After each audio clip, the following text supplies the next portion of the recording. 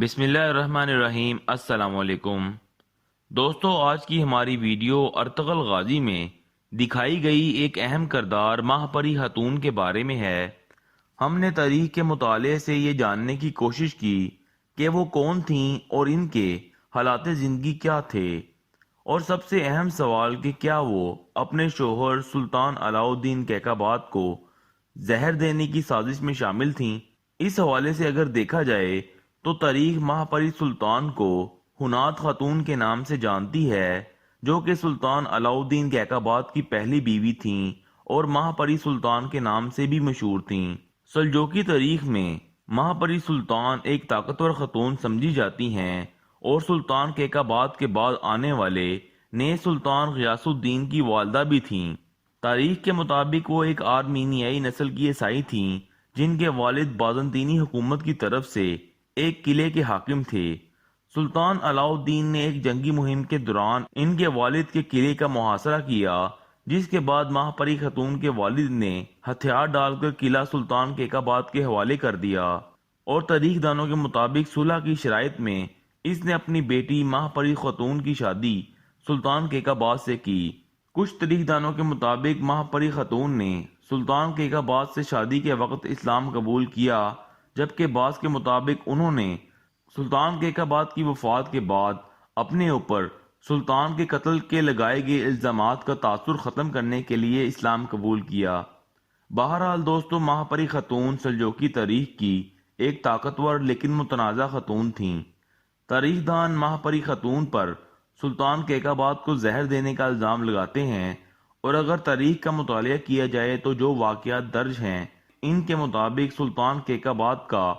اپنی دوسری بیوی کے بیٹے عز الدین کو ولی عہد نامزد کرنے کے بعد اچانک موت، ماہپری خاتون کی سعد الدین کوپک کی مدد سے سلطان کیقوباد کی دوسری بیوی اور ولی عہد کا قتل، اور ان کے بیٹے غیاث الدین کا تخت پر قبضہ کرنا ایسے واقعات تھے جو کہ سلطان کیقوباد کے قتل میں ماہپری خاتون کی سازش ظاہر کرتے ہیں۔ بہرحال تاریخ میں درج ہے کہ انہی الزامات اور عوامی تشویش کے باعث غیاث الدین نے اپنی والدہ کو محل بدر کر کے کسی دوسری جگہ منتقل کر دیا تھا، جبکہ بعض تاریخی الزامات یہ بھی ہیں کہ ماہپری خاتون نے ظاہری طور پر اسلام قبول کیا، جبکہ در پردہ انہوں نے بازنطینی حکومت کے ساتھ سازشوں کے نتیجے میں سلطان کیقوباد کو قتل کیا تاکہ اپنے بیٹے غیاث الدین کو نیا سلطان بنا کر اناطولیہ پر ایک مرتبہ پھر بازنطینی سلطنت کو بحال کر سکیں۔ جبکہ اس الزام کے مخالف تاریخ دان یہ دلائل دیتے ہیں کہ سلطان کیقوباد ایک انتہائی طاقتور سلجوقی سلطان تھا اور اس کو زہر دینا کوئی آسان کام نہیں تھا۔